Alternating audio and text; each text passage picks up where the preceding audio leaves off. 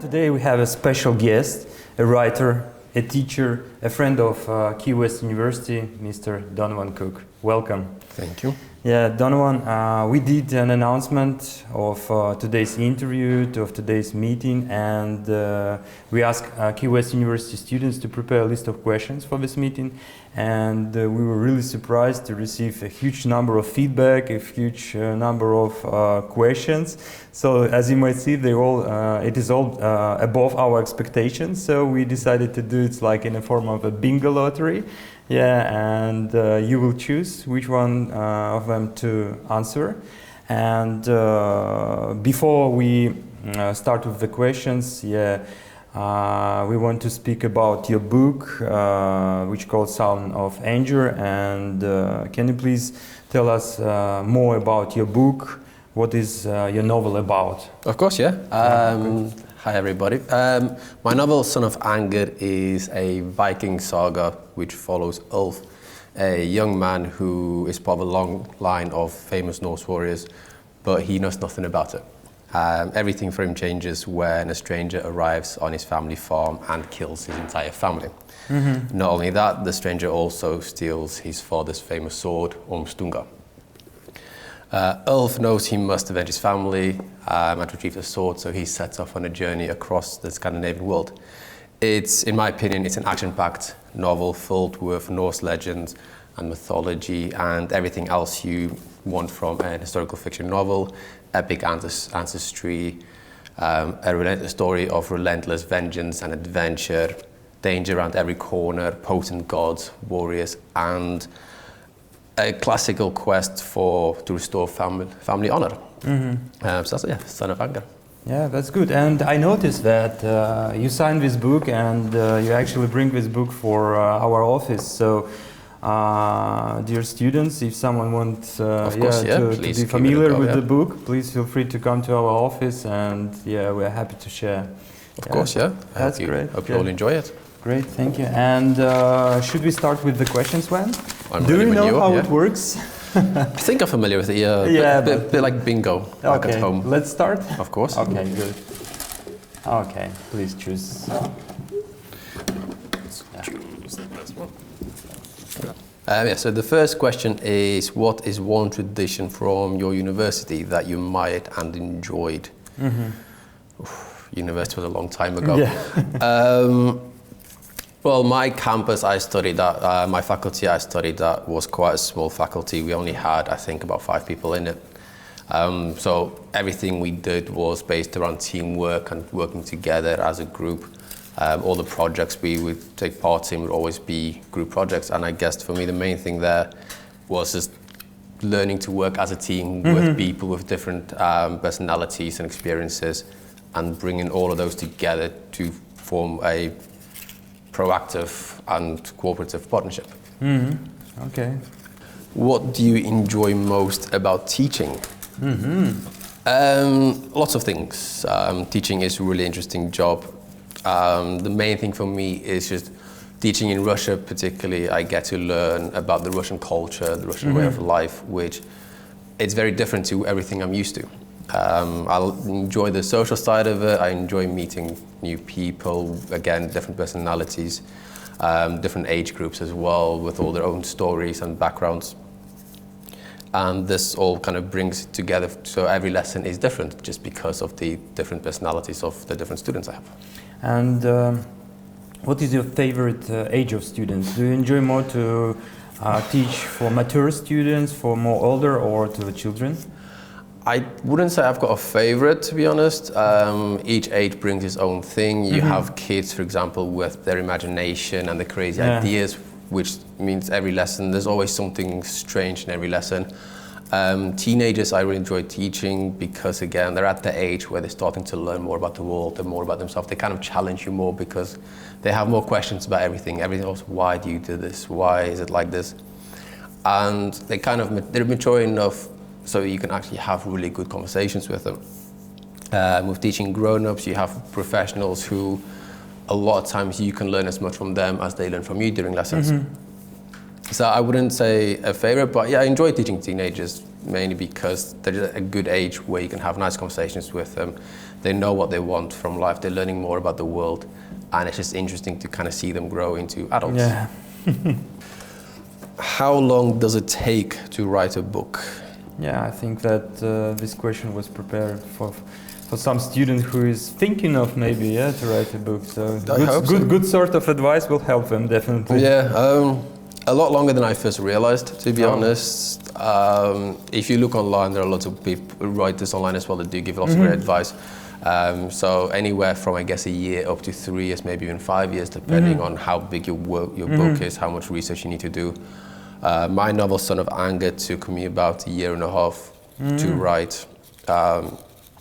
I guess I had the slight advantage. I enjoy history. I enjoy learning and reading about Vikings, so a lot of the knowledge I already had, so just putting it all together. But you're looking, I think, anywhere between a year and a half to 3 years to write a novel, and it might even then take long to have it published. So that's just the writing on its own. I see. What kind of research do you do, and how long do you spend researching before beginning a book? Excuse me.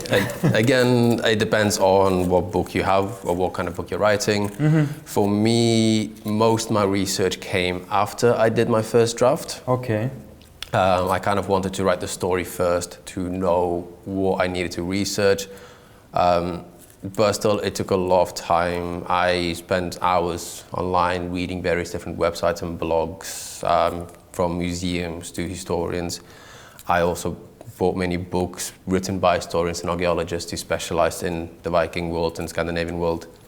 Read a lot of them to learn as much as I could about, what they wore, what they ate, how they lived, how they look like. What they looked like, very important. What they eat, maybe, Yeah, all the background information you wouldn't necessarily, things we kind of take for granted that I had to kind of get right. To get an idea, again, of their mythology and the way they kind of lived with the gods, which is very different to what we're used to in the modern world. I read a lot of the sagas written in the 13th, 14th century, which gave a lot of background information. So it can take a long time. I've heard of some writers who like to do all the research beforehand to get everything ready. But me personally, I kind of like to have my first draft done first so that I know exactly what I want to look for, what I need to look for, so I don't waste time on unnecessary things, really. Okay, good. What are the advantages of learning English as a second language? Excellent Good question. Yeah, it's a good question. There are many advantages for yourself here at the Moscow Finance and Law University with your partnership with Key West. It gives students an advantage to study abroad, whether again online with Key West or going physically over yourself. In terms of travel, I know Russians love to travel the world. You seem to be everywhere I go on holiday, it's always Russian people around.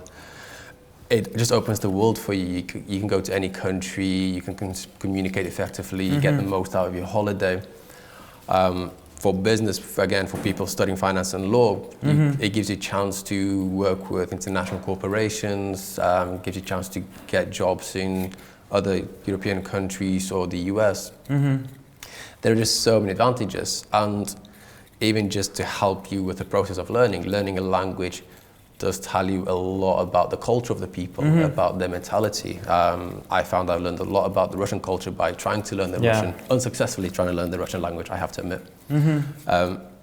There are plenty of advantages. It's hard to list all of them, but I would definitely, if you say, if you haven't started yet, do get out there, do learn, even if it's not English, French, German, whatever. Learning any second language is a great idea. English more so because it is the international business language.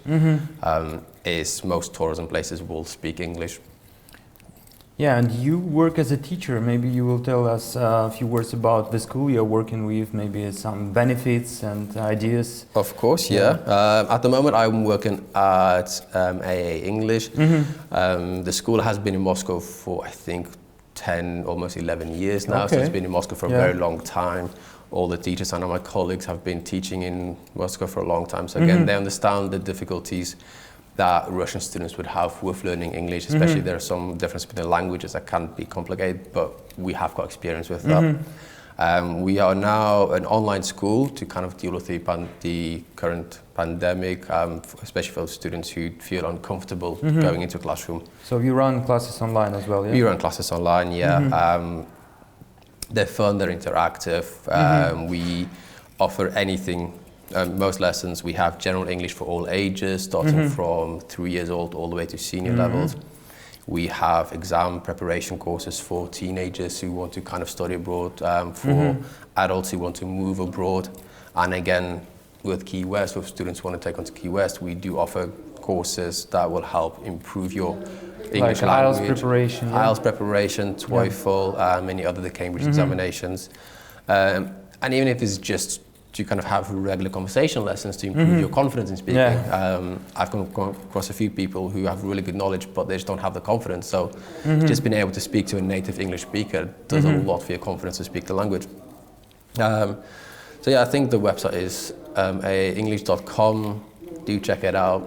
We've got plenty of experienced teachers. Like I said, I know my colleagues here in Russia. They're all great teachers. They've got lots of experience teaching Russian students.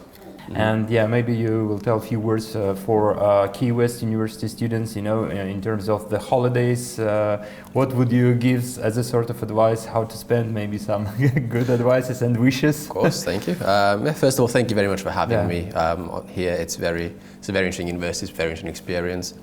For any students who still haven't decided yet on what to do, definitely go look at Key West University. They've got great courses on offer that can only help you in your future, and make the most of university years. These are probably the most important years of your life in terms of setting up your future. Even if you don't go on to do what you study, the knowledge and the skills you learn studying both here at Moscow Finance and Law University and Key West University will be invaluable for the rest of your life. For New Year, we recently had our Christmas, which is always a fun day. Wish all yourselves and your students Happy New Year. It's been a challenging time recently with everything happening. I know loads of people are isolated from family members and can't share the time with their family as they would love, as we'd like to. I myself had to have a Skype Christmas on Friday. I had to talk to my family on Skype, which is as good as I could have it. Yeah, it's unfortunately it's a how challenge. it is. Yeah, for so, many families, this year. Of course, yeah. So I hope 2021 is going to be better here. I hope we'll get to a point where we can put this whole pandemic behind us and go back to as normal as we can get. So my advice, hang on, hold tough, keep strong. Okay. We will get through this. This will have to end at some point, one way or another. But we're all resilient people. We can get through this, and just make the most of your new year. Enjoy it. If you're a family, enjoy yourself, relax, share, make new memories. Yeah.